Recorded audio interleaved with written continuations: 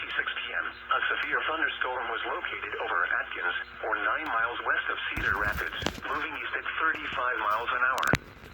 Expected hazards include golf ball-size hail and 60 miles an hour wind gusts. People and animals outdoors will be injured. Expect hail damage to roofs, siding, windows, and vehicles. Expect wind damage to roofs, siding, and trees.